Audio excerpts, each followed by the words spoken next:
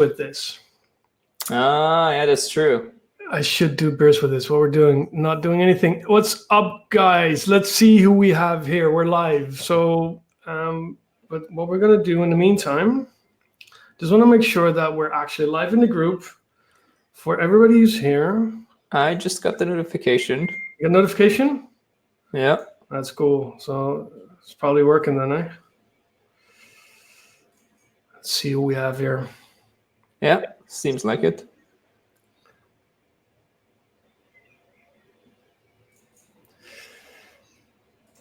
Okay, I'll just turn that off so I can focus on the actual conversation. I don't see anything yet, but are you actually seeing we're live? Yeah, I saw the notification and then I saw the video being live, so it should be live. Okay, guys, what's up? So welcome to another Geek Out session, Bots and Beers with Manu Sinka, the founder of What the F. For everybody who's here, just let us know in the comment. Okay, cool. Hi from France. Nice. I don't see the names in the comment, but we got some people from France, which is awesome. Guys, let us know. Just want to double check if you can hear us. If we have any potential issues with the sound, just let us know.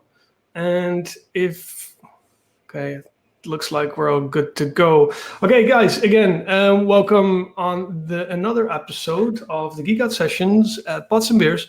And today we have Manu Sinka, one of the man behind the digital newsletter, email newsletter that is, and that's what we're going to talk about today. What the F?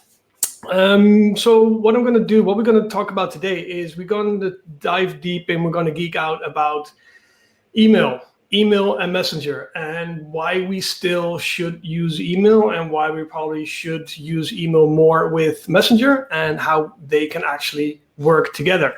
And one of the reasons why I invited Manu actually to this call today to geek out with us and have you asked so he can answer all your questions in regards to email is because this man is actually leveraging email like, well, I want to say nobody else I know, but there are probably some other people out there who are doing it. But I know he's doing an awesome job, and not only in email, but also in content creation, content sourcing. It starts with sourcing, content creation, pushing it out. And I think we can learn a lot from him, especially us as online marketers focusing on messenger marketing. And a lot of us say email's dead. We're not using email anymore. So let's see what we can come up with today. Manu, welcome to the show. First time you're here. We know each other for a while, but welcome aboard, man. Yeah, thanks for having me. Yeah, we've known each other for a few months now, and it's always like we had a very good first conversation, and then we had good chats overall online, text only in that case. But then it's good to. It kind of feels the same as in the cafe in Amsterdam that we met in, when was it, like early March or late February? I forgot now when, at the Affiliate Summit. Yeah, exactly. You were here for the Affiliate Summit. That was it. Yeah. It was Affiliate Summit Europe. I forgot exactly the date now. I think it was early March or late February, or maybe it even crossed between the two. But yeah, I just remember it was very bad weather in Amsterdam. It was bad weather. And I can tell you one thing, it did not, it's still bad, sort of still bad weather, but that's what we have in Amsterdam. It's a beautiful city. It's a beautiful country, beautiful city. So the Netherlands is a beautiful country. Amsterdam is a beautiful city, but the weather is, you shouldn't come here for the weather. I saw we have somebody from France. Well, if you're in the southern France, then the weather is probably awesome and the food's maybe a little bit better as well. So where are you from, Manu? So I'm originally from Romania. From Romania? I was born there. I lived there till I was 21, I think, or something like that. And 6.5 years ago, I moved to Vienna, to Austria, where I'm still living right now. So that's where I'm taking the call.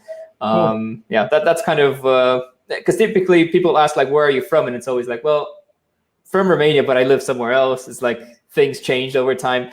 But yeah, it's like, because if I say I live in Romania, it's like, cool, I've never been to Romania. I want to visit you there. And like, I'm not there anymore. Exactly. Okay, cool. Hey, we have Phil from Lake Superior. Share this feed to my crowd so you could. Yeah, awesome, Stephen. If you want to share it, even better. I love it.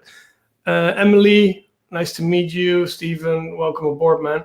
Hey, okay, so what we're going to talk about today is email, and Manu, again, is going to guide us through everything in regards to email. But before we get started, tell us a little bit about what you're doing on a day-to-day basis. Who are you? So basically what I'm doing is guiding and trying to figure out how to grow What the F, the daily newsletter, Monday to Friday. So it's essentially what I would call a daily digest for marketing, digital marketing in general. So whether you are an affiliate, e-com entrepreneur, whether you're doing, whatever sort of digital marketing you're doing, we kind of try to add content for that as well. So like SEO, it started as very affiliate focused, thus the name What the F. So it's a play on words, right? But we've tried to expand the content. So now I would say it's pretty much a daily digest for any sort of digital marketer. And what I personally do is try to figure out how we can generally grow the audience overall, how to structure our processes, because luckily I'm not the one that writes it every day anymore. So, but I still have pretty much like, I'm the one that tinkers a lot with the deliverability parameters. So like try to get our open rates higher, try to make it smoother when it comes to deliveries and stuff like that. So that's kind of something that I still enjoy, because you make small changes right now, and then you see over the next week how open rate can get a bit better or something like that. Engagement can increase a little bit. So that's kind of both the bigger thing that I'm doing and like the detailed. Yeah, you're skipping past the What the F, and because for you who don't know What the F, it's probably the only newsletter I read every freaking day, and I was fairly late to the party. I need to say that I was fairly late to the party. I think it was about 3 months ago that in one of the other groups, I think it was Tim Bird who mentioned you that with the newsletter. I was like, email newsletter, not another email. You know what? I'm gonna search this guy, and I signed up. And again, as said, this is the only newsletter I read every single day. What I love about what you guys are doing is it's always spot on. It's always interesting. And I truly love the fact that you always have, I think it's almost every day, especially from Monday to Friday, the use cases. Mm-hmm. So the actual outlines of how specific people got specific results with specific tools, and the business cases, the use cases in there. I really love that. I actually have a separate folder in my I swipe them. Yeah, I swipe them. I have a separate folder in what's it called again, the web clipper from where is it? It doesn't load here. I save those because at some point I'm pretty sure that I can use it. I want to use it. So that's pretty awesome. So that said, before we go on talking about which ESP you're using and how many subscribers and how you get subscribers, all that, how in the hell are you getting this kind of quality content day in, day out, month after month? How are you doing it? Because that is something a lot of us marketers will want to know. How are you sourcing and creating the content day in and day out? And I know Stephen Black is here as well, so pretty sure he's excited to understand what you're doing and how you're doing it. Sure. So it's not really it's not rocket science. It's just a lot of persistence overall. So we've been sending out this newsletter for a bit over a year now. How you're doing it. And I heard some. Yeah, sorry. Echo? Yeah, no, it was me. I'm sorry. Okay. Yeah, cool. Anyway, so yeah, we've been sending out this newsletter for around the years, and it's not really rocket science the way we try to focus on, like the way we work with the content. So for around, I want to say 4 to 5 months, it was me doing like 75% to 90% of the writing every single day. And that, like, obviously it's very difficult, but that also helped me a lot because I figured out, what voice this email should have, what sort of personality traits the character that is like the WhatsApp crew, like what sort of personality that sort of group has. And then based on that, we can figure out, okay, so we can figure out our voice.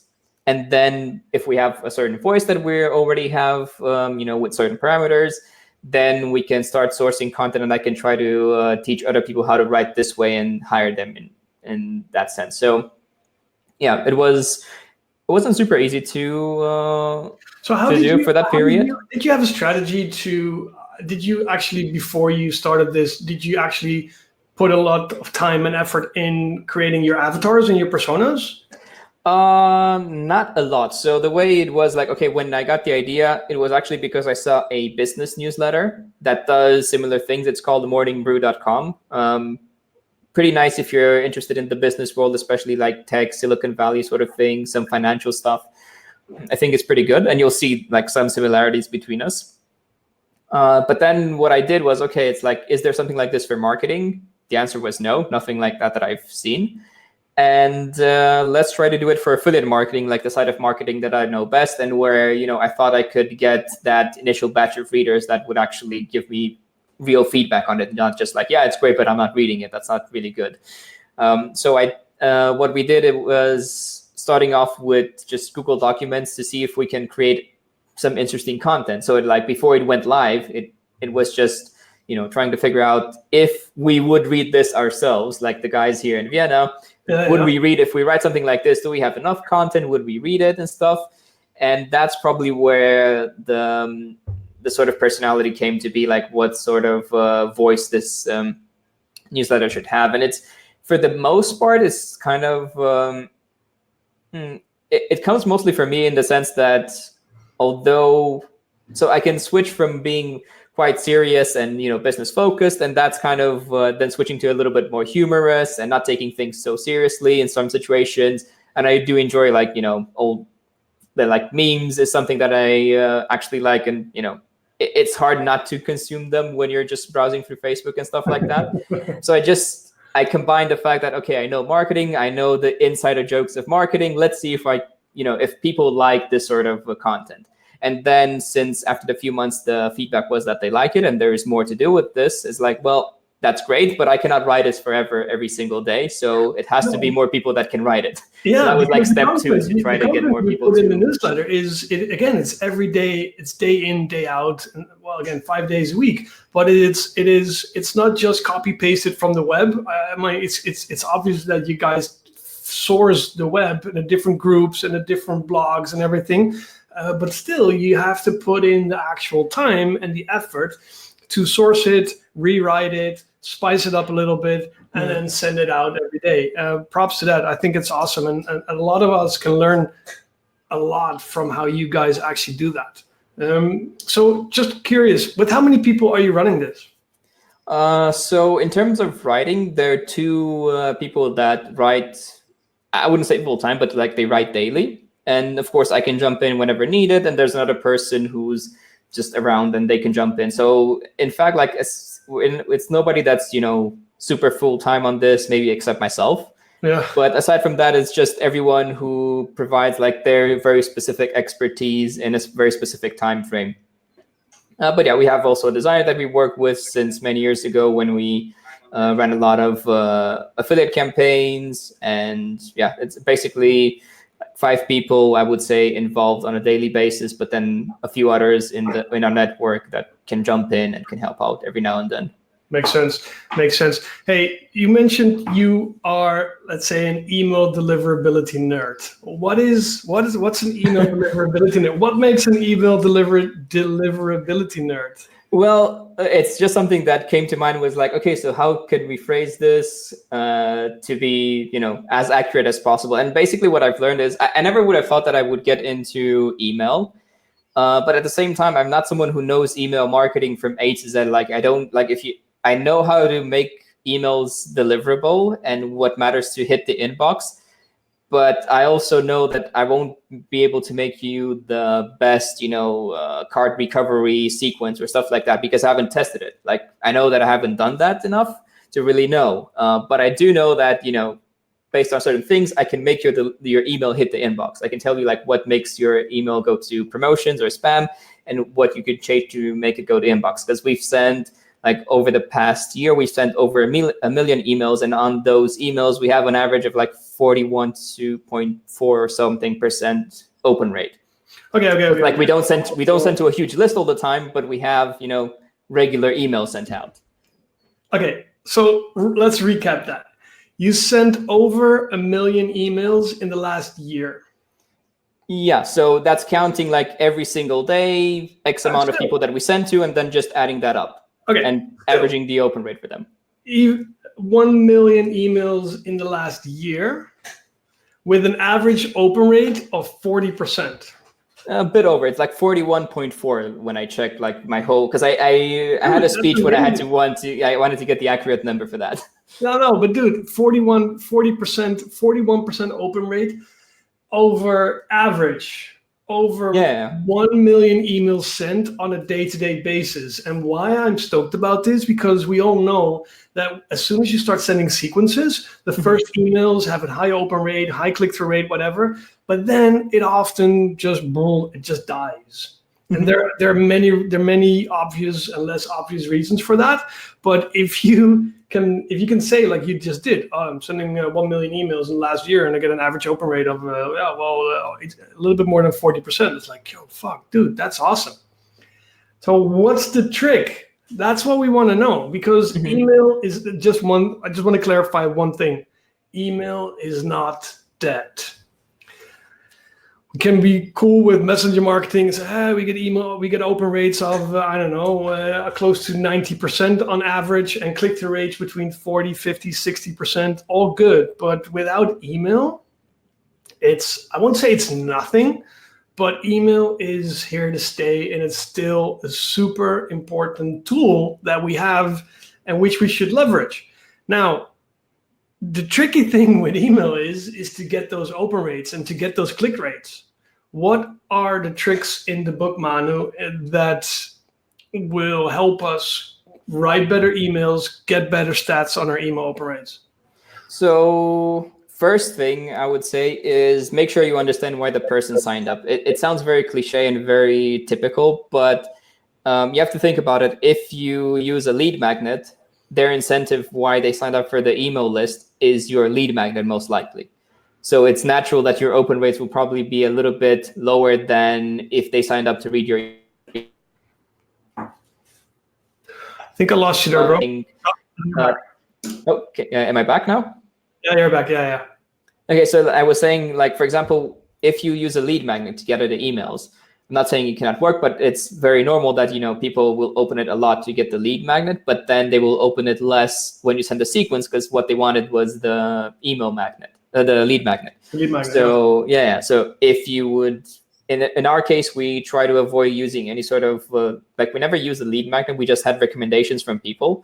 So then people sign up to read the email. Like, that's the only reason they would sign up for. It presents different challenges, but yeah. Let me go back one step there. You mentioned we're not using any lead magnets, but we're using recommendations from people. Yeah.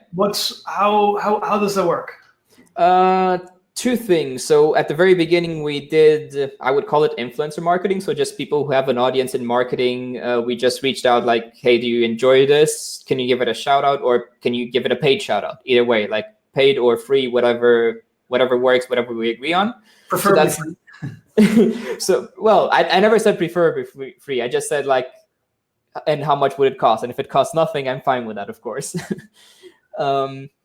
So that was like the initial, I would say, the flame that started, that made us get enough people to have enough of a sample size to say like, look, there is a few thousand people who actually like this. It's probably accurate to say that more marketers will like it. We should spend more time and money and try to promote it more. And then the other thing is just a pretty simple referral system, like ambassador program, you can call it. But that's something we did more recently, and I'm a little bit disappointed in ourselves that we didn't do it before. But it's been the biggest boost overall. Basically, just so the way I feel about it is like, I think people like reading what we do, and there are a lot of people who would share it. But I've noticed that it's not easy to share. So this referral system was just to make it easier and a consistent reminder, like, hey, you can share this email with everyone by just posting this link. And it's not something super difficult, but you have to think, what would people like. So what we did is just offer a few, I think it's like 7 prizes or so based on how many people they referred, something like that. And it's nothing, I think it's cool, but it's not like super expensive or anything, aside from the last one. So like last one is if you refer 1,000 people, you have a weekend trip to Vienna. Yeah. So if someone reaches that, I'm super glad to have them in Vienna on our expense. So all good. But otherwise, it's just, cool stuff that can be like stickers. We also have one that's like a surprise box that I ask people, tell us a few things about yourself, and then we'll build like a gift. We'll put some stuff in it that fits your personality or description, something that we find might be interesting for you. So okay, so people, what you say is try to avoid lead magnets in order. So depending on what you do, right? But you have to expect, if you use a lead magnet and tell people like, hey, get the latest insights for, let's say, chatbots in 2019. That's probably going to be a good lead magnet for a certain audience. But then if your sequence doesn't have good updates on it, it's probably just going to die out. But in our case, it's like, well, we're providing you the latest news from digital marketing, performance marketing in general. So if you want to hear that and we provide it in a good way, keep reading, stay active, and if not, it's on us. But it presents a challenge. Yeah. I'm sorry, man. So it presents a challenge though, because a lead magnet is you have a value proposition before people give you the email, right? But in our case, our value proposition is after you give us the email. So that's why this recommendation system, either from word of mouth from influencers at the beginning, or this referral system, that's why it works, because it's from trustworthy people. Otherwise, nobody gives you your email for nothing. But still, okay, people sign up, whether it's through referral or lead magnet, doesn't really matter. But then what are your biggest learnings sending out those million emails in the last year and getting a consistent open rate of 40%? Mm-hmm. What are your top takeaways in order to get that done? What can we learn? What can you share with us? So one very common mistake that I've seen people do with their newsletters and email marketing in general is that they don't authenticate their domain. And it's like super easy to do, but it's just something that people don't do. And to be fair, when we had like under 1,000 subscribers, it didn't seem to make much of a difference. But as soon as you send more and more emails and you send something that's more, so something that can be construed as advertising, which I mean it is. So the more you could you go back one step? Yeah. So wait, what's that? So so authenticating their domain. That's what I was saying, right? Yeah. So if you send only a few emails, so you have a list of a few hundred, it probably won't matter. But if you grow your list in over 1,000 and stuff, which you kind of have to, because otherwise it's not really doing much. You actually ran into the issue that without an authenticated domain, especially Gmail, start sending you into the promotions tab because it looks weird. It's like, are you the actual owner of the domain? If you have some marketing words in there, even more so. And then depending on how you send, you might get into spam. And the thing is, with authenticating your domain, it just proves the ownership. Just proves that, you the one who authenticate your domain. To be honest, I don't even know if I authenticated my domain. Well, it's just an entry in your DNS settings, and it takes like 2 minutes to copy paste the code. You just have to put like an extra record in your DNS settings, and that's it. Okay, but would you do that with your ESP, like ActiveCampaign? Yeah. So like every ESP has instructions usually how to do it, and then you go to Namecheap or GoDaddy or Dynadot, whatever you use to, whatever your registrar is or where you have your DNS settings. You copy paste from their instructions. They tell you like, put this entry with this code, like their key, so they can check. And then that's it. Like I usually say it takes 5 minutes to do it the first time because you have to Google the instructions, and then 2 minutes because you know how to do it. Okay, you just have to open the tabs and copy paste. And the thing is, it has enough of an impact to matter. Like if you're not doing it, I know we didn't do it at the beginning because I had no idea that we have to do this. And then all of a sudden I saw that our open rate went from like 45% to like 30 to 35 in an email. And I was like, well, that's weird. And then the second one was also 35. Then I Googled, okay, what can we do? What are we not doing? So authenticating our domain was one of them. And immediately after we did that, we went back to like 45% in our early days. Crazy. And then I also know Quick from question. other people that Quick they had question. the same impact. Yeah. Quick question. There's somebody, I don't see the name here in the live thread, but somebody asks, most ESPs do it for you. Yeah, so most ESPs, they authenticate their domain under their domain though. So it says that it's mailed by, let's say if you're using Campaign Monitor, because we're using it, it says signed by Cmail or cmailwhatever.com. Or like delivered by cmail.com and signed by cmail.com, which you don't want, because that's like, I mean, I'm not sure if you can do with any domain, but I can go in and say like support@facebook.com and I'm sending as Facebook, signed by whoever else. But it's not, it has to be signed by Facebook. This is what it does. It shows that it's signed by your actual domain. Okay, awesome. So first takeaway, authenticate your domain. Guys, do it for yourself, but also take this to your clients. For everybody here who's working with clients. I mean, just take a look at your clients' open rates and whatever. Even if you're doing email for them or not, just lead with value. I mean, take it away. It's an easy win for you with your client. So I mean, there's another small benefit for doing this. It's like you're the only owner of the domain, right? So if someone else tries to send emails as your domain, they won't be authenticated, so they're more likely to go into spam. So like you separate if someone tries to, do some funny stuff, especially if you own an online store, I can imagine that there could be scams going around for this sort of stuff, especially if you're relatively big. So I don't think it's a foolproof way, but it's a small way to protect yourself there as well. It's awesome. Okay, what will be the next one? What's the next step? What's the next takeaway you can teach us? Next one is actually, so it's no secret that Gmail is the most common email inbox that people use, right? And there's something that I had to learn the hard way. They really hate it when their emails get clipped. Like when you get some messages, sometimes you have like, it says message clipped, view entire email as a link at the bottom.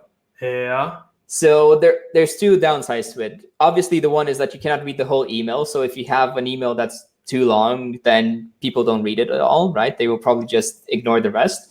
But the other thing is deliverability itself suffers, because generally emails that are clipped are sent to promotions, not to inbox or updates or a more active tab in Gmail. So you have to avoid that, and it's not hard to find out, but it's hard to find out that that's what's causing it. I had to run a lot of tests for that. But basically, if your HTML size is more than 102 kilobytes, Gmail sends it to, clips the message, and thus very often, 90% of the time, sends it to promotion. So it's not the text size. So it's not how much. Oh, now you froze. Basically, so it's not the text size I was saying. Yeah. Can you hear me? Yeah, I can hear you. So it's not the text length and the length of the email. So you cannot judge by how long you have to scroll on your phone or on your computer. It's actually the raw HTML. So that's when I learned that having a properly coded template helps a lot, because then you can write more and it doesn't get clipped. And yeah, the smaller the email, usually it helps to avoid those sort of issues. Hey, would you recommend not using any HTML in your emails? Depending on what you do, yes, there's an extra benefit to it. Gmail especially, again, likes it when emails look personal. So no HTML, text only, a few links only, and from an email where you actually have conversations with people. So let's say I send from, let's say I would be running a newsletter for myself, not WhatsApp. Let's say, what would be a good example that maybe more people use? Yeah, so let's say if you started an e-commerce shop and you don't mind being the face of it, or at least having a persona that's kind of a face of it, sending from, I don't know, manu@myecommerceshop.com, that's better especially if you still use that email for conversation. So more text heavy, limited links, looking as close as possible to a personal private email instead of a newsletter, that helps a lot. And I'm sure this is something many of you have noticed. Like if you signed up to any sort of newsletters from a few of the bigger internet marketers around there that also do courses, like Ty Lopez, Russell Brunson, who else send me those sort of emails? I'm not sure if people know Ben Settle. I don't know him so well. I just know his name and his emails a little bit. And I've noticed it's the same thing, right? They send newsletters, but they send them just like a personal email. No HTML, a few links, no images. And of course, you cannot always do this. And we put images in HTML, but it's the ratio matters there. Like how much text compared to HTML do you have? Okay, I think that's the clue is the ratio between HTML and text. Yeah. So I have an typical example of like how not to do, or at least in my view, how not to do for most people is travel agencies. So let's say you go to book a ticket from Travelgate or whatever they're called, Last Minute or any sort of those. They send you promotional emails a lot, but their whole email looks like a website. And even though I open just like all my emails, I don't leave unread emails, they still go to spam for me. And, like if someone who opens all their emails, even if they're promotional or not, they go to spam for that. I cannot imagine where they go if people actually don't open all their emails. Right, I understand. I can see those emails. Well, hey, I got a question, because what you mentioned is, let's say Gmail. Let's take Gmail as an example, because a lot of us use Gmail. So we receive emails in Gmail. Mm-hmm. What you mentioned was Google likes it when it's an email where conversations are happening. Yeah. But if you don't use, how could you influence that? Besides the fact that we should email more, but if I'm sending a newsletter I'm sending my newsletters from my personal Gmail for Business account. Mm-hmm. But there's one thing for sure is I try to bypass email as much as possible. Not that I'm doing everything from Messenger, not by no means, but day-to-day conversations, let's say with clients or with contractors or with staff, go through Slack. Mm-hmm.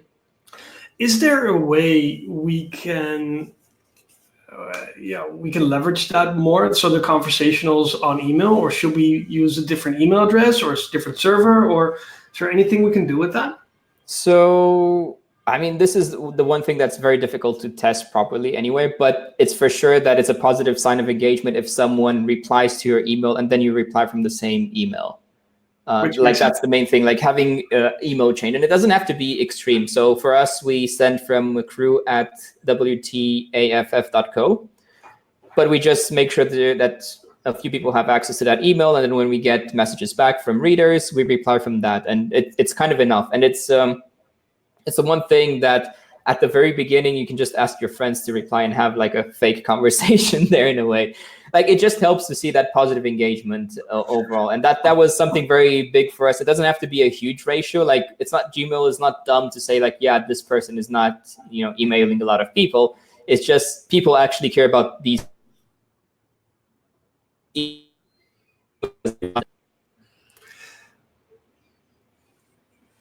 Are you there? Yeah. Okay, cool. So what probably could be a good one is to end your email newsletters or your daily updates, whatever, with a call to action for people to actually reply to your email, like something, questions, hit reply, or I answer all my emails personally. If you have any questions, hit reply, or just reply and say hi, that kind of stuff. And sometimes you can do things that are even a bigger incentive, I think. Maybe like, I don't know, the first X people to reply, I'll do an audit. If you're looking for new clients and you do the sort of like free audits kind of thing to get more leads, first 10 people or 5, depending on how much time you have, I'll do a free audit of your email marketing, e-commerce store, Facebook ads, whatever. You can get replies and have an actual conversation there, and that will help if you actually do a newsletter where it's weekly, monthly, daily, even if it's irregular, it helps. Cool. Nice one. We got a question from somebody. I was thinking about email deliverability a lot. What happens with very big stores? The emails still land. For example, Nike, Adidas, they have very polished, heavy image emails, just like the travel ones. And somehow it still lands in my main inbox. Any ideas on that? So a few things there.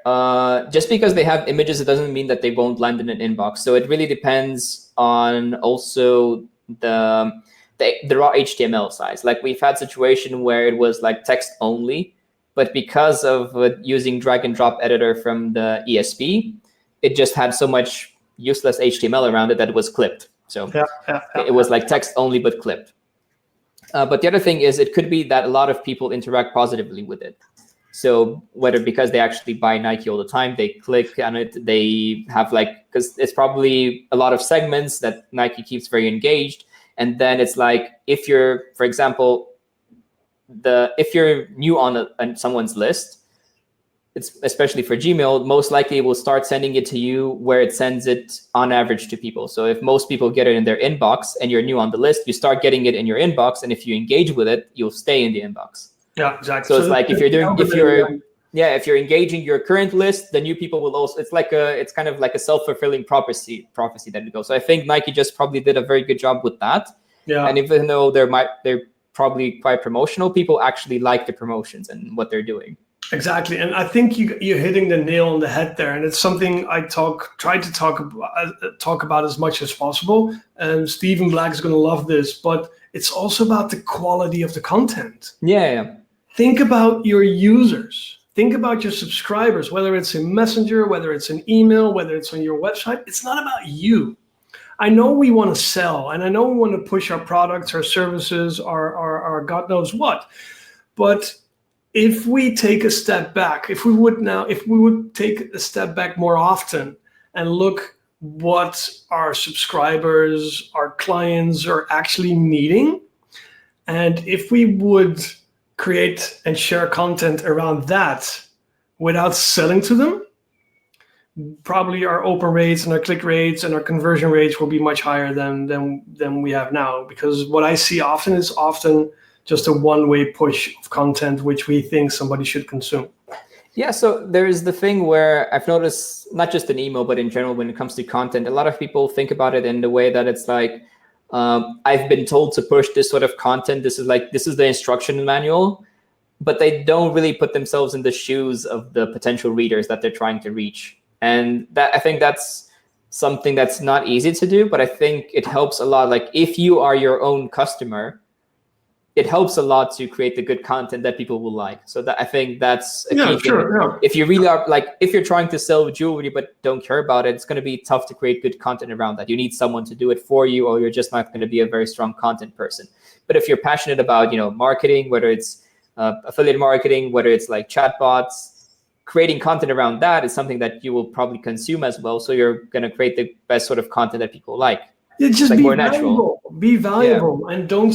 I'd rather have you don't send any emails or send it out once a month, but make sure it makes impact. It has some added value to the user. Okay, so just quick one. So authenticating your domain is an important one. It's not automatically done by many ESPs, so double check. So it's done, like they authenticate with their own domain, like they sign it by their own domain. They cannot verify your domain without you verifying it. You're verifying your domain. That makes perfect sense. So keep an eye on the raw HTML versus text ratio. And what you mentioned was an interesting point.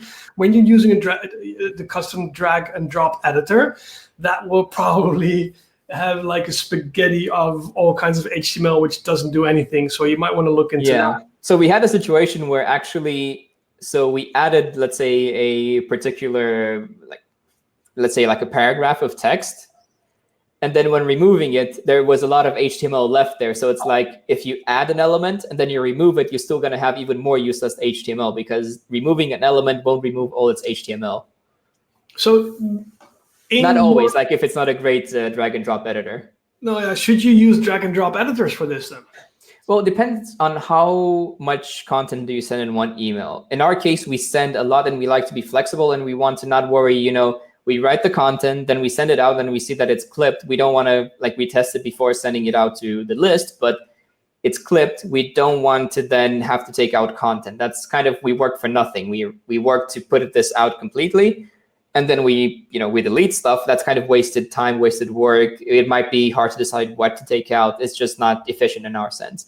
So I think if you have, short half a page emails in terms of length, as long as you don't, add, remove elements in your HTML template, then you should be fine. So you don't have to, run away from them. But if you want to have a longer read, because our emails are not very short nowadays. They're probably 7 to 8 pages, and people can pick and choose kind of the main categories that they read in. So if you want to have, detail, let's say you do a monthly super detailed email. Let's say you're doing one thing that comes to mind. Let's say you're someone who actually follows the financial markets and actually has a paid email list that you do updates very thoroughly. You actually analyze companies, their statements and everything, their quarterly earnings, everything like that. If you do that mostly in an email, you will need probably a lot of space there, or you're linking out. So one of the two. But if let's say you're running a promotion for some shoes, if you're Nike, you probably can use drag and drop and then have a few, like 1-2 paragraphs, and it's fine. Because you're Nike, so that's the other thing there. Hey, what are some other key takeaways that we can implement, let's say tomorrow, or maybe even today, that would help us marketers get a better deliverability on our email? You would be surprised by how many words that are very innocent in most contexts are actually spam words, and they could end up like things that you usually talk about. So let's say one example, Facebook has a new opportunity with this ad set. It creates more winning campaigns. That has at least 2 spam words that are always marked. Like it, of course, it depends on the ratio and the density, but opportunity and winning, winner, win are instantly marked as spam words. So if your density of spam words is too high, then you won't get good deliverability. So what happens is, like, if the way you usually would like to write, let's say, sales copy on a website is probably not the same way you want to write sales copy in an email. You have to adjust your vocabulary a little bit. But how and where can we find a list, at least something up to date with spam words? I mean, I use ActiveCampaign, for example. Yeah. Sometimes I get a when I Make money online is the typical one that I would get as well for ActiveCampaign, like the spam points. Do you get that? Yeah, exactly. Yeah. So they're like, what do you mean spam words? I mean, it's about making money. I mean, the whole word, there's no money, there's nothing in there. Yeah. So there's actually a tool that I use. Unfortunately, I'm not affiliated with it. Like, I think it's a very good tool. I recommend it because it's dirt cheap for what it does. It's called Glock Apps. Could you spell Glock? Yeah. GLOCK, like the gun. Yeah. Glockapps.com, I think. But if you Google Glock Apps, it's going to come up. So basically, it's dirt cheap to check your emails before they go out. And we use it daily. And they actually give all this info when it comes to spam words, when it comes to how many spam points you get for different like different spam filters. So like for Gmail, there's no points, but it's like, is it spammy? Is it fishy? And it tells you that. And also for Spam Assassin, which is a pretty common one. And then they also check in a bunch of inboxes. I think they have around 80 to 90 email addresses that you send to test your email, to test its deliverability. So it has a lot of Gmail addresses, Outlook, Yahoo, Apple, Amazon, AOL. How much do you pay? So there's a plan that's like $50 a month, but you don't need to use a plan unless you're sending like tons. I think it cut off. Can you hear me? I think it cut off a little bit, right? Off. Okay, so there's a pay-as-you-go plan, which we actually use. So we send 1 email a day. So we test out at least once a day. And the pay-as-you-go plan is like $25 for 100 tests. So it's like dirt cheap for 1 email. I mean, if you, let's say you have a sequence set up of like 10 emails, you need 10 tests. That's it, because you don't really play with it around. You test, let's say, once every few months. So it's like, it's dirt cheap for what it does. I'm not sure. Like, there's a lot of use cases and there's a lot of automation you can put into that as well if you have a bigger plan, an enterprise plan. But otherwise, it's super cheap for what it does. So I can tell you kind of what we use it for and what's the main info that we don't have in a specific documentation, but we just actually use this to give us, the live feedback for our emails. So spam words is one of it, because although we kind of got a little bit better, we still slip up with stuff like, brand name, with sometimes opportunity slips. It's just a common term. We don't use it very often, but sometimes it's there. Profitable. It's kind of hard to avoid, right? And it tells you like, these are the spam words. You can change them. You just rephrase them. Then it's pretty good that it tells you how big your email is in terms of raw HTML. So you kind of know if it gets clipped or not. It tells you if it goes to inbox, promos, or spam for Gmail and all the other clients that I mentioned, like Outlook as well. Outlook's a tricky one. Usually go into spam until you build some reputation, which is weird. It should be the other way around, but okay. What else did I really use it for? Like, it tells you if things that you link in your email, especially useful for us. Like, let's say we found an article that's on, botsandbeers.com, maybe your domain, like there's a chance that your domain got flagged and it's put into a lot of blacklists now. And if we link to it, we will get sent into spam because we're linking to a bad domain. So that can happen pretty often. Is Glock Apps able to actually find that?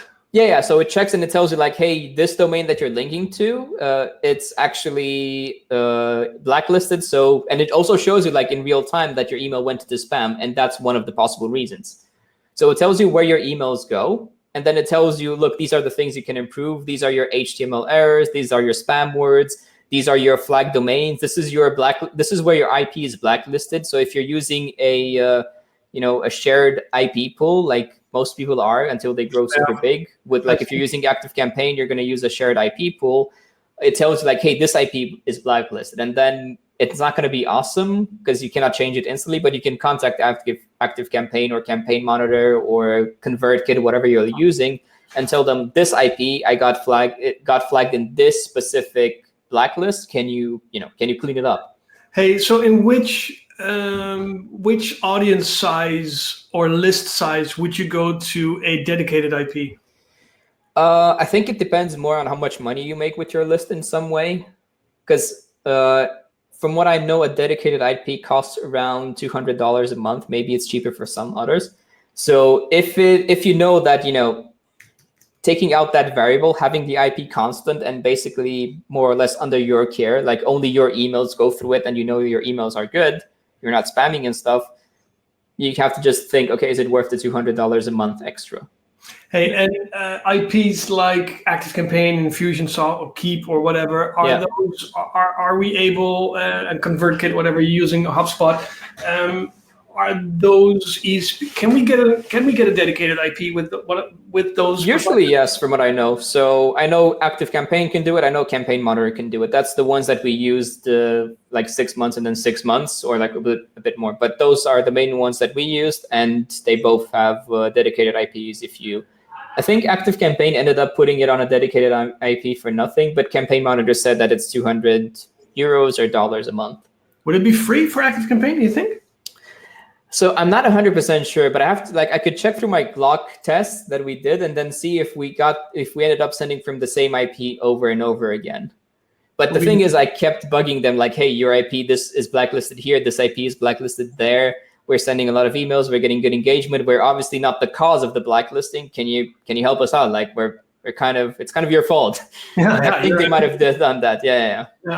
Interesting. Hey, so how about actual bounces on your list? So let's say you have a list of 10,000 people, and your emails bounce, or your open rates are bad, or your click-through probably open rates are not that good. Does that have any effect on the deliverability? Yeah. So basically, if people ignore your emails, they end up going more likely into promos and spam. So that's the thing. It's kind of a snowball effect with emails. That's the one reason, like if you buy a list from somewhere, it's very hard to actually have engagement. Not saying you cannot make it profitable in some way. Like you can have all the rights, but if they didn't sign up for what you're promoting and they don't know you, it might not work out. So that's why keeping your list clean. So if you have, let's say, if you have a very low open rate and people disengaged after, 10, 20 emails, it might be your content and there's nothing you can do to get a high open rate. So you might as well just trim the fat of your email list of people who disengage to make sure that the new ones coming in will be more likely to be engaged. Because if you have, let's say, 10,000 emails and a 10% open rate, I'm pretty sure that the next person who signs up to your email list will not get, is less likely to get your email in their inbox. Hey, do you have a system in place where you, let's say rules for unsubscribing people from your list? Yeah. So right now, what we do is we're not 100% sure what frequency is. We have that, but what's the ideal frequency to do this with? But basically, once every 2 months, we send out a re-engagement email for people who didn't open the email and say, look, if you want to stay subscribed, click this link. And if not, we'll unsubscribe you at that specific date, usually 48 hours. And then we just, no questions asked, we unsubscribe them. We had a situation where people actually were unsubscribed and then they resubscribed. So it's like we kept our word, and it actually helps more than you would expect, because you would say, okay, so you cut off, let's say 1% of your email list. So obviously there are less people you're sending it to, and your open rates will increase. But what we found several times now is that whenever we clean up our email list, we have more actual people opening the email. Yeah, so but why would that be? Probably because, let's say, the average perception, like I don't want to call it a score because I don't know the actual numbers behind it, but like your average reputation, let's call it, I think it's a better one, with Gmail, for example, increases because more people now open it. So then a lot of people who are, on the edge between promotions or spam or something, they start getting re-engaged by Gmail as well, because it's like, oh, actually this email is getting better as well. Well, interesting. Hey, I'm curious, what made the biggest impact for What the F, when what tweak or what hack or whatever made the biggest impact for you guys to improve your deliverability, but also your open rates? So there's no like one thing. Actually, all of these things put together count a little bit. There's not like, none of these are going to magically turn your email list into, from like something that's not good into something magical and 50+% open rates. All of these are like, they help a little bit. You can say that they all have a compounding effect. So the more you do it right, the more, that's why you have like extreme results usually with, okay, there are email lists who do really well and get open 40+%. And then there are email lists who do so bad that they end up dying at like 5% open rate, and that's it. It's hard to revive them. I'm talking about people who have like a few tens of thousands at least, because if you have 100, it's always going to stay reasonably engaged, of course. I think that's why you have these sort of two situations, because some people try to do this and try to always keep their list clean and try to engage their people and keep these best practices. And others just do it because email marketing is something that they should do, and then they ignore it, and then it's only a matter of time till it dies out, because if you ignore it completely, nobody will just continue listening to it. So that's an interesting one. Yeah. I like that one. Doing email marketing because you think you should do email marketing, but when you ignore it, it's not gonna work for you. Yeah. So I had the same sort of not mindset, but like I would draw the analogy, because people ask me a lot, is like, so are you running paid traffic for your list, right? Because I used to do a lot of media buying as an affiliate. I also did Facebook, so it's not like I would start from zero, but I don't have an exact plan. It would take me a lot of thinking about how to position this in Facebook campaigns to actually run paid traffic to it and then optimize it. So I focused on higher impact things like the referral system before any sort of paid traffic. And it's like, I'm not doing paid traffic just because I can do paid traffic. Like, why would I pay Facebook because I can pay Facebook? If I don't have a good, profitable strategy behind and it's the same with email marketing. If you don't think like, what sort of messages are you sending out to your potential readers, just doing email marketing because you should, you might actually hurt yourself. Well, and I think a lot of people do. Like, I'm pretty sure that a lot of people are sending emails that their readers are like, oh my God, not again. No, but I till some extent, I am probably guilty as charged. Mm-hmm. But one of the reasons why we're having this call is because I think we need to change our mindset about email. And it's still a super valuable tool, but we have the issue I have with email is there's so a lot of it. There's too much. There's just too much email. So the way I think about it, at least now, it's of course a very, very subjective opinion because this is what I'm doing, but I'm thinking of email as a way to deliver content. So I'm not thinking of email as a marketing tactic. So if you think of email as a way to deliver content, just as you would think as a website to deliver content, there's more I'm not sure if there are more websites than email addresses, but you see what I'm going, right? There are so many websites, but there are some of them that you visit all the time. The same with the emails. Maybe you cannot make them as good as as engaging as a website, but at least you can think, I'm going to provide the things that I put in the email would be just as valuable if I would put them on a website. So, I'm trying to get people to open my emails, not to open a stranger's emails that have a catchy subject line. That's a small tweak. Because, you know, if you build a website, if you build a blog, what's bringing people there? You end up having to do good content. Of course, some SEO tricks here and there, some good practices will help a lot. But if you really don't have something that people want, they're not going to have people to your website anyway. So I'm thinking more of the way that you have a connection, you have, you know, a notification that you're sending to people over email, but it's not like Messenger or SMS or a push notification where you just make the person look at their phone. Exactly. I think that's the main.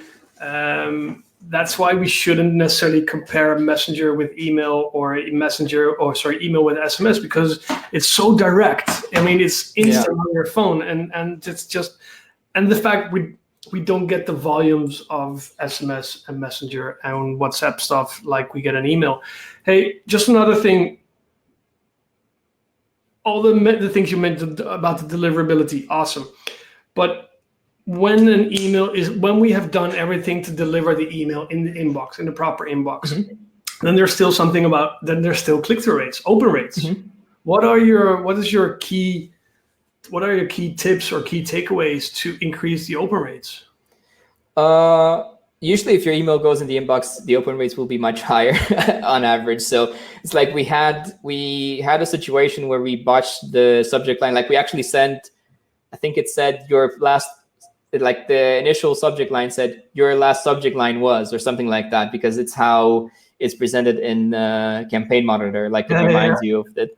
So we completely botched it, but even that we had like 35% open rate or something like that. So it's like people knew that it was from us anyway, and you know, they still open it with a very bad subject line. But on the other hand, it's like there are some things you can do, and I think it kind of depends. I can tell you what we look at, but we look at these sort of things because this is the audience that we have, and we've seen that that's what they respond more to. So depending on, you have to figure it out for your own audience overall. But the way we thought about it is like, okay, what sort of situations, what sort of stories are more captivating in a subject line? And first of all, subject line length can vary. Like we do really well with way above average subject lines. Like I'm not sure if they would fit in a tweet all the time. Probably most of the times, but you can imagine like Twitter is now 280 characters anyway, so you recap the titles, sort of. A little bit. So like we try to make them a little bit more catchy, but basically is like we look for screw up stories. Like if someone screwed up, you know, like an affiliate network going down that happened recently, that was a pretty big story overall. Then it doesn't happen very often. We try to keep it towards like the bigger stories of popular people, but it's like if someone scammed people, like that happens all the time on the internet, we know. So we've already been told, like, don't you dare do it daily, like a daily thing. Don't turn into a gossip email list. But that sort of thing is someone important does that. It's interesting to feature and generates a lot of interest. But then less controversial and more useful stuff, like out of the box solutions to typical problems. Can you hear me now? I think it interrupted for a little bit. Yeah, I can hear you loud and clear. Yeah. Okay, so like one thing, like out of the box solutions for typical problems. So like if you have a common problem, but a very thinking out of the box type of solution. And one example that came to mind that was really good late summer last year, got us like 50% open rate or something a little bit more around there. It was something about drop shipping without AliExpress and Facebook ads, because everyone is like doing drop shipping with AliExpress and Facebook ads. And I forgot the exact phrasing. You have to think about a little bit of a better phrasing for that. But you know, those sort of things help a lot as well. Then adding some numbers. Sorry? Because when you search, there's thousands of blog posts about use this formula for epic open rates for your email. Do you use a formula? We kind of came up with our own. So like we have usually like 2 or 3 of the bigger stories. We try to make it a more appealing and more impactful like headline. We add emojis as well. We saw that that's a little bit better. Like it adds a little bit of a variety to it. So, and we try to keep it relatively short. And we have a list of power words, impactful words that we try to use. So instead of saying like, what would be a good example? instead of saying like we're presenting a case study, it's more like we're revealing. Yeah. Like reveal sounds a little bit better, and it's kind of like a reflex. Like, okay, revealing sounds a little bit more secretive, so therefore it's a little bit more interesting. But the thing is, I think the long story short is you can have all the tricks in the book, but if your content isn't written for your subscribers, for your users, for your clients, nobody's going to read it. Yeah. So like the subject lines, again, are part of the things that can help you a little bit. So they can take you from, I would say, 35 when you completely botch your subject lines to like 40 or 45. So, I mean, it's not a negligible amount, because if you send emails constantly and you get that more people opening it and that more people clicking and buying, it's very helpful. It compounds a lot over time, but it's not going to make a 10% email open rate into a 50% open rate. No. So just wrapping this up, and I don't know who did it. I'm just going to check it here, because somebody actually, and that's so awesome, somebody made a list with your hacks. Oh, I think it might be someone who is listening. Can you tell me his name, or you don't? Bostjan Bellingar. Oh, I think we posted about them in the email list as well. Like we try to be pretty transparent with that. Let me just check as I'm open here. Oh, someone posted Glock Apps. Just a list, man. It's just like here, like a recap. Oh, yeah, I see it there. Actually, I can link like a thread with how we do the subject lines, at least from our side of things. I can list. I can paste something there but after the call now. So yeah, but this is I'm just gonna read it out loud here, because and it's in sure. So just a recap is just your tips: authenticate email with your ESP. Make sure that the HTML size is under 102 KB. Make sure that the HTML versus text ratio is on par. Emails are clipped.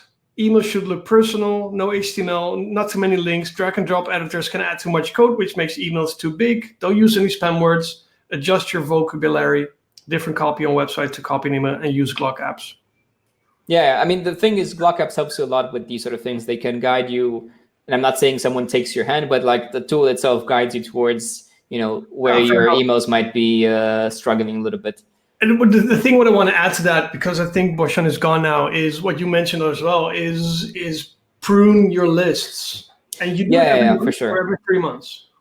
Well, it depends how often you're sending and how much they engage with you, right? Like we try to, the way we do it is like, okay, when do these people stop opening the emails? Are they likely to, just kind of dropped off and not reading anymore? And if we see that happens constantly, then we just say, okay, we probably lost you. Let us know if you still want to be subscribed or not. Makes For sense. someone, like if you're sending one email a month, you might have to do it once a year only, because it's not so unheard of that people open like 3 out of your 10 emails. It's not so bad, but it's just it takes a while to get. You have to send 10 emails. You do it once a year, basically, right? If you send one a month.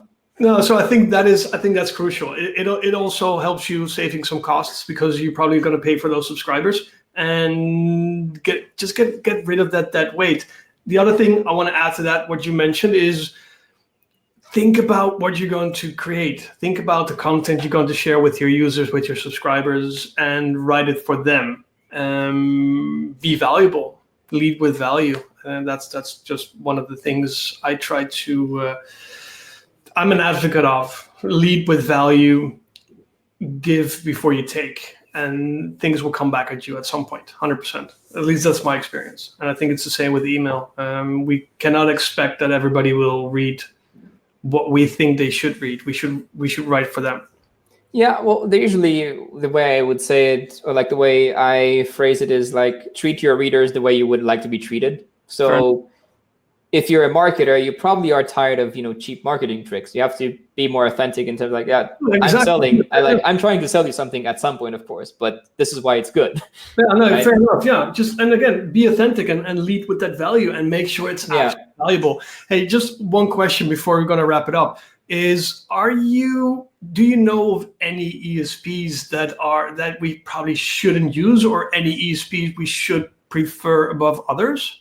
Well, from my experience so far, just about all ESPs are pretty good overall, because in order for them to stay in business, they have to actually have good deliverability and they have to maintain a good reputation for their IPs and stuff.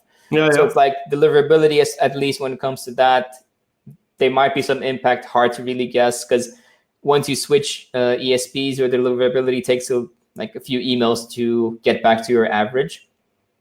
But yeah, like all of them are pretty good. The main thing is like, do they have good support? What's their pricing? Do they charge you for the same contact twice? Do they have the automations that you need? For example, for e-commerce, I haven't used it myself, but I know Klaviyo is a very good one. So I'm not going to be like, yeah, you should use ActiveCampaign for e-commerce. Although I know it's capable of doing e-commerce, like good e-commerce things. I'm pretty sure that Klaviyo has this reputation for a reason. But yeah, otherwise I wouldn't worry about that. Oh, and of course, is your business model accepted by them? That's something that you should keep in mind. You don't want to get banned and without your list or anything like that instantly. That would suck. So cool. But yeah, my experience is they can all be good. Just so try to do the best practices on your side. And if it still hurts, ask them what's going on. You know, be a little bit annoying, but not in a bad way. Just like be persistent with them, with their support and the deliverability, and see if you get answers, or if they're always, because most of the time, the first 1 or 2 times when you know that you're doing things right and you message support of an ESP, they will say like, make sure you're doing these things. So you have to tell them like, yes, I'm doing, here's a screenshot of how it's set up, what I'm doing, what test results I get with Glock Apps. Not all of them know it, but it's useful. Here's what it's telling me where your IP is blacklisted. Here's what it's telling me about whatever domain that you're using, things like that. And then when you put it on them, you can see like, are they fixing it? Is it worth just switching to another one and seeing if they're more responsive? You can even approach the other one then, and let's say you're using ConvertKit and you want to switch to Aweber, you can be like, hey, Aweber support or sales, because they will have a sales team. This is what I'm doing right now. This is the emails I'm sending. This is the results that I get with them. Can you fix these things that they're not doing right? And then you have a commitment from them, like, yes, we will fix it. So then you go ahead and switch. That's a great tip, actually. That's a great tip. Hey, man, I want to thank you for your time. No problem. It's great. I think I said from the beginning, like, we're just going to talk about it just like we talked in Amsterdam, and time's going to fly. We could talk for hours about this, but we're a good hour in. And I think we can talk about it more. But I just want to make sure that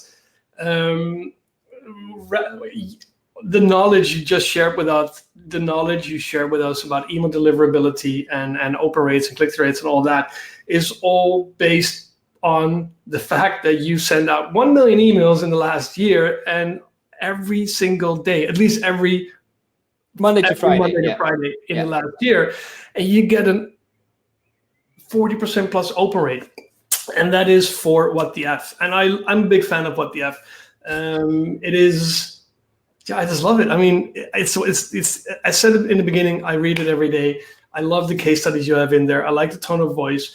Everybody who's looking at this, whether it's on a replay or whether it's live, make sure you sign up for it. I'm just gonna roll this once more in here. Just follow the link, go there, sign up for it, get those emails, and be in the know of what's happening, because this guy and his team are actually sharing. They're sourcing the web for us to find the stuff that matters when it comes to online marketing. And yes, it's about affiliate marketing. It's about Facebook marketing. It's about SEO. Sometimes it's even about crypto.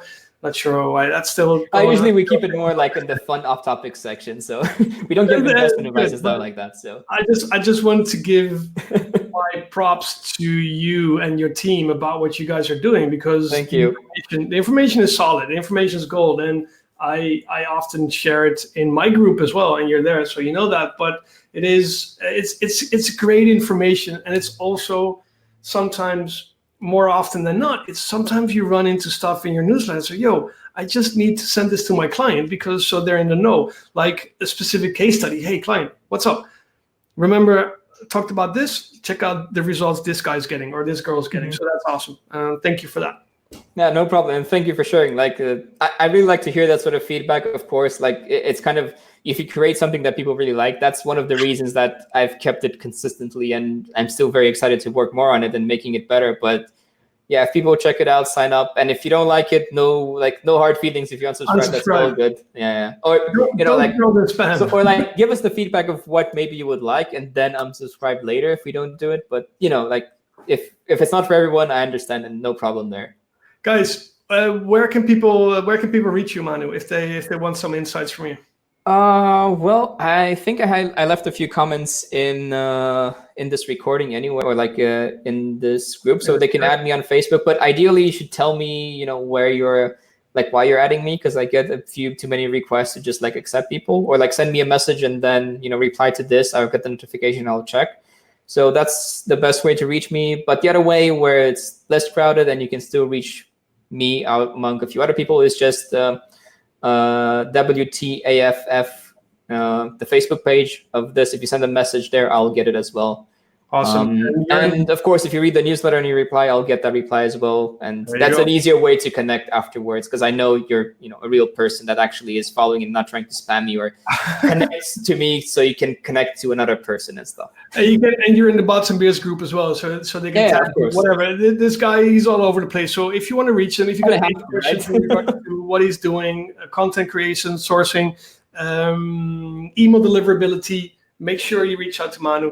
Manu, again, thank you for your time. You're amazing. I'm going to see you in Barcelona in, is it 2 weeks, 3 weeks from now? 3 weeks. 3.5 weeks. It's a little bit less than a month, yeah. A little bit. Hey, are you coming to Amsterdam as well for the Tim Burt Mastermind? No, not the Mastermind. There's a meetup in Amsterdam. No, not this time. So, I mean, it's summer, but I think summer is a little bit better in Barcelona than Amsterdam. I have a feeling. You're probably right. Well, then I'll see you in Amsterdam. We'll be there, and then we should do a session in Barcelona as well. Dude, again, thank you for your time. Thank you for your insights. This is recorded, so this will be available for everybody on the replay. Again, thank you for what you're doing. You're awesome, and see you guys next time. See ya.